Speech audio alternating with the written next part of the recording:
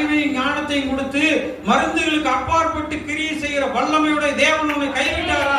சகோதரனை சகோதரிய, ஒரு நாளும் கைவிடாத தேவன் நமக்கு உண்டு. அல்லேலூயா.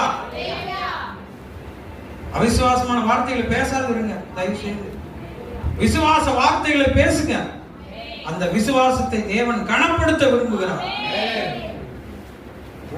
உலகத்துல யார் கைவிட்டாலும் சரி, அந்த விசுவாச வார்த்தைகள் உங்களுக்குள்ள இருந்தால் அந்த விசுவாசமே தேவனிடத்திலே உங்களை நெருக்கி கொண்டு போய் சேர்த்து விடும். அந்த விசுவாசத்தின் நெருக்குதல் ஆண்டவரிடத்திலிருந்து உங்க காரியத்தை பெற்றுத்தர ஏதுவாக இருக்கும். அல்லேலூயா.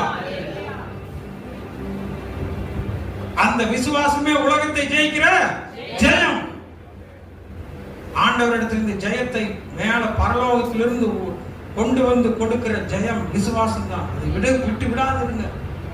சாதாரணமா நம்ம நினைக்கிறோம் முடியாது பிரதர்.